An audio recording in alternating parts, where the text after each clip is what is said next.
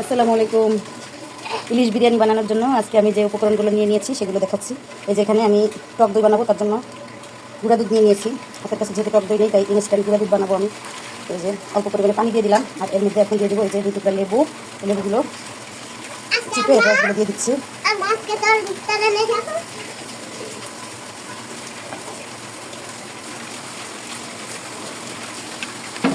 কিছুক্ষণ এভাবে রেখে দিলে দেখা যাবে যে টক দই একবারে রেডি। আর এই যে পেঁয়াজ নিয়ে নিয়েছি, এই দুইটা দরকার নেই, এখানে প্রায় 2টার মতো পেঁয়াজ কুচানো আছে। এই দুইটাকে আমি বেরেস্তা করে নেব। আর এখানে চায়ের কাপের 3.5 কাপ চাল আছে। এই চালটাকে ভিজিয়ে রেখে তারপরে ধুয়ে একটু ভিজিয়ে রাখবো, এতে করে পোলাওটা খুব ঝরঝরে হবে। আর এই যে দেখাচ্ছি ইলিশ মাছ, এই যে প্রায় 700 গ্রাম ওজনের একটা ইলিশ মাছ, ডিম সহ এটাকে কেটে খুব সুন্দরভাবে ধুয়ে লবণ মেখে রেখেছি। ইলিশ মাছে সবসময় আগে থেকে লবণ মেখে রাখতে হয়, তাহলে স্বাদটা খুব ভালো পাওয়া যায় এবং ভিতরে লবণটা খুব ভালোভাবে প্রবেশ করে। আবার মেখে রাখছি। দিয়ে দিচ্ছি পরিমাণ মতো তেল। তেলে আমি পেঁয়াজটা বেরেস্তা করে নিব। এই যে পেঁয়াজ অত বেশি না, যেহেতু মিডিয়াম সাইজের একটা ইলিশ মাছ আর 3.5 কাপের মতো চাল, এই কারণে আমার অত বেশি পেঁয়াজের দরকার নেই। অল্প করে দিয়ে বেরেস্তা করে দিব। এই 5-7 মিনিট সময় লাগবে পেঁয়াজটা বেরেস্তা হতে। বেরেস্তাটা প্রায় 5 থেকে 7 মিনিট ভাজা করে এরকম হয়ে আসছে। এখন আমি চুলার জালটা একেবারে বন্ধ করে দিয়েছি। আর এই পর্যায়ে আমি উঠাই নিব। এর থেকে লাল হলে কিন্তু পেঁয়াজ বেরেস্তাটা একেবারে কালো হয়ে যাবে। আপনারা সবসময় খেয়াল করবেন, বেরেস্তা ভাজার ক্ষেত্রে এরকম সোনালি কালার যখন হয়ে আসবে তখন কিন্তু এর চুলার জালটা প্রয়োজনে বন্ধ করে দেবেন এবং খুব দ্রুত উঠিয়ে দেবেন। চুলা অন করে নিয়েছি। আর এখন এই যে হালকা কিন্তু পেঁয়াজ বেরেস্তার ভিতরেই রয়ে গিয়েছে, এটাকে আমি ইচ্ছা করে তুলিনি। তো এর ভিতরে এখন দিয়ে দিচ্ছি বাটা পেঁয়াজ। এখানে প্রায় মাঝারি সাইজের 3টি পেঁয়াজ আছে, এখন দেখে নিয়েছি। আর এই বেরেস্তাগুলোর কারণে ভিতরে সুন্দর করে স্মেল দিতে হবে, এই কারণে কিন্তু আমি পেঁয়াজ বেরেস্তাগুলোকে উঠে নিয়ে ইচ্ছা করে সামান্য পরিমাণে রেখে দিয়েছিলাম। এর সাথে যুক্ত করে দিচ্ছি এখন আমি সামান্য পরিমাণে আদা বাটা এবং সামান্য পরিমাণে রসুন বাটা। এই যে একেবারে একদম 1/2 চা চামচের মতো। যেহেতু ইলিশ মাছের ঘ্রাণটাই যাতে এর ভিতরে প্রাধান্য পায়, সেই কারণে কিন্তু আমি আদা রসুন বাটা একেবারেই সামান্য দেবো। আর রসুন বাটা আদা বাটা আমি খুবই সামান্য দিয়েছি। দিয়ে দিচ্ছি সামান্য পরিমাণে জিরার গুঁড়া, দিয়ে দিচ্ছি সেই টক দই।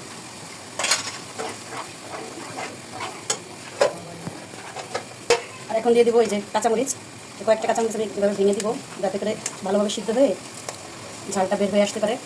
আর এর মধ্যে আমি একদম সামান্য একটু মরিচের গুঁড়া ব্যবহার করবো, এতে করে হালকা একটু লালচে কালার হয়ে যাবে। আপনারা চাইলে কালারের জন্য ব্যবহার নাও করতে পারেন, ইচ্ছে করলে করতেও পারেন।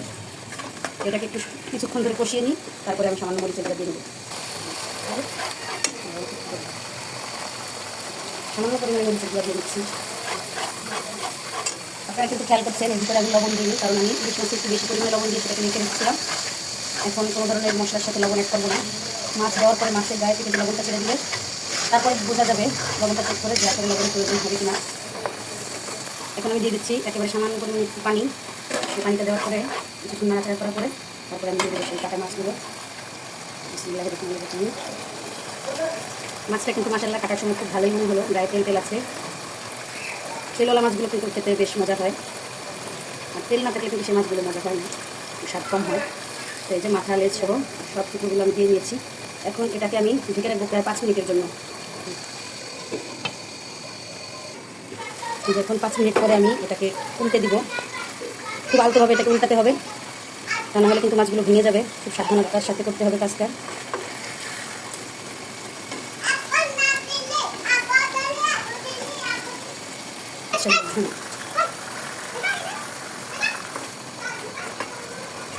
মাছগুলো উল্টানো শেষ, একে কিন্তু আমি বারবার উল্টাপাল্টা করবো না বা নাড়াচাড়া করবো না। এই যে একবার উল্টালাম, এখন আবার 5 মিনিটের জন্য আমি রেখে দিব।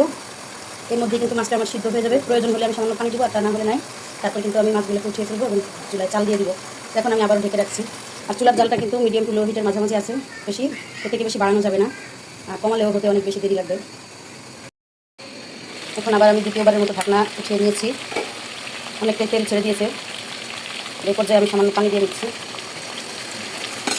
এখন কিন্তু আমি কাঠি খুঁটি লাগাবো না, এইভাবে কড়াইটাকে ধীরে ধীরে পানিটাকে সব জায়গায় মিশিয়ে দিব। বেশিক্ষণ লাগবে না, ইলিশটা প্রায় সেদ্ধ হয়ে আসছে।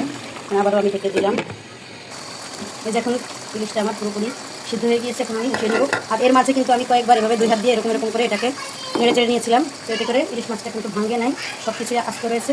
করে যেভাবে খুবই সাবধানতার সাথে সবগুলো ইলিশ মাছ আমি এরকম প্লেটে উঠিয়ে দিচ্ছি।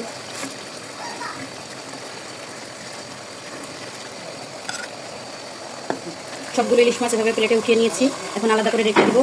দেখতেছেন যে মশলাটা রয়েছে, এই মশলাটুকু আমি এভাবে এর ভিতরে যে মরিচ আছে এই মরিচগুলোকে কিছুটা মরিচ আমি এভাবে একেবারে ডাল ঘুটনি দিয়ে সুন্দরভাবে ঘেটে নিচ্ছি, যাতে করে ঝালটা বের হয়ে আসে। আর এর সাথে শুকনো মরিচের গুঁড়া দিয়েছি, কিন্তু একেবারে সামান্য একটু ঝাল হবে না, একটু ঝাল জিনিসে ঝাল না হলে কিন্তু খেতে ভালো লাগে না। এই কারণে যাতে কালারটা সুন্দর থাকে আর এদিকে একটু ঝাল ঝালও হয়, এই কারণে এভাবে আমি ডাল ঘুটনি দিয়ে ঘেটে দিয়েছি। আর আপনারা চাইলে এভাবে নাও করতে পারেন।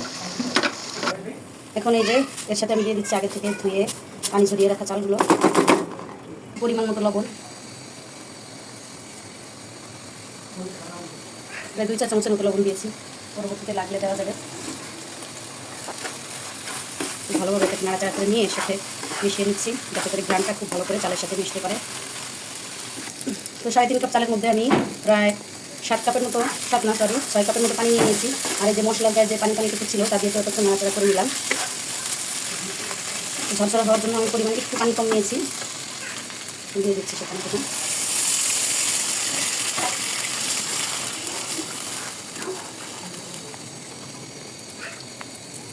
এখন আমি এইভাবে করে এটাকে ঢেকে রাখবো বলক আসা পর্যন্ত, তারপরে আপনাদেরকে দেখিয়ে দিচ্ছি কীরকম হয়েছে।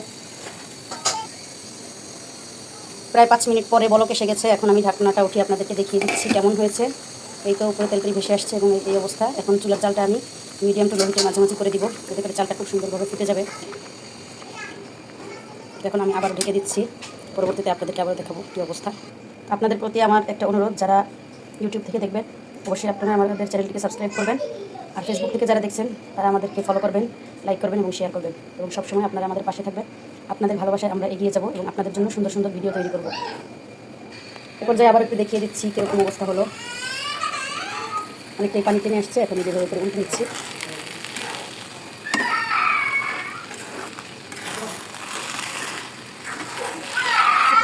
এটা যদি গোশতের বিরিয়ানির মতো তাহলে কিন্তু গোশতটা আমরা আরও আগে দিয়ে নিতে পারতাম, আর তা না হলে কিন্তু আর না হয় এ পর্যায়ে দিয়ে নিতে পারতাম। কিন্তু যেহেতু মাছের বিরিয়ানি একেবারে পরিপূর্ণ পোলাওটা হয়ে যাবে, তারপরে কিন্তু আমরা মাছটাকে মিশিয়ে নেব। তো কীভাবে করছি দেখতে থাকেন।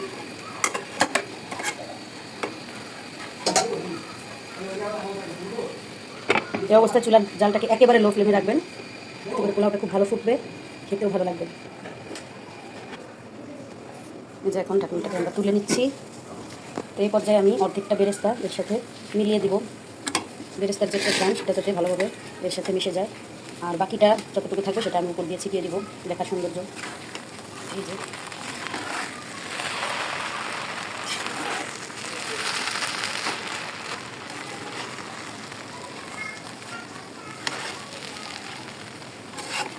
বেশি সময় লাগবে না বিরিয়ানিটা কমপ্লিট হতে।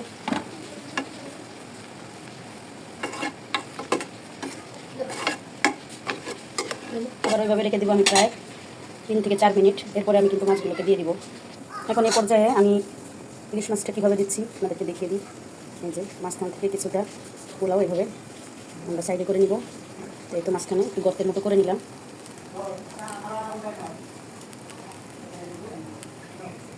যে বুঝতেই পারছেন মাঝখান থেকে একটু গর্তের মতো হয়েছে, আর চারদিক থেকে আমি এভাবে সরিয়ে রেখেছি। আর এখন সেই রান্না করে রাখা ইলিশ মাছগুলো আমি এভাবে দিয়ে দেবো। এই তো, আর এর ভিতরে কিছুটা বেরেস্তা এভাবে দিয়ে দিচ্ছি।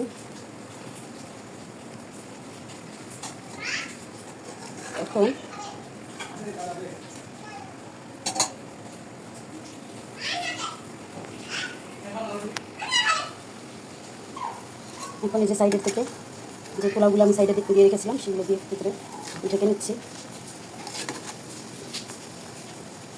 অত বেশি মিক্স করতে হবে না, এই জাস্ট যাতে ঘ্রাণটা পোলাওর সাথে ভালোভাবে মিশে সেভাবেই করে নিচ্ছি। এই ব্যাস হয়ে গেল কিন্তু। আর সর্বশেষ আমি একেবারে সব শেষে এই যে সামান্য পরিমাণে পেঁয়াজ বেরেস্তা 3 ধাপে এভাবে করে দিয়ে দিলাম। ইনশাল্লাহ আশা করি আপনারা ওইভাবে রান্না করবেন এবং এর পরিপূর্ণ টেস্টটা পেয়ে যাবেন। তো দেখেন এখন এভাবে আমি ঢেকে রাখবো প্রায় 5 মিনিটের জন্য। এতে করে ইলিশের ঘ্রাণ এবং বেরেস্তার ঘ্রাণ সম্পূর্ণ পোলাওর সাথে মিশে যাবে এবং তৈরি হয়ে যাবে আমাদের সুস্বাদু ইলিশ বিরিয়ানি। তো ইলিশের মৌসুম আসলে সবসময় কিন্তু প্রতি বছর আমরা এভাবে 2-3 বার রান্না করে খাই। আপনারাও ট্রাই করবেন ইনশাল্লাহ।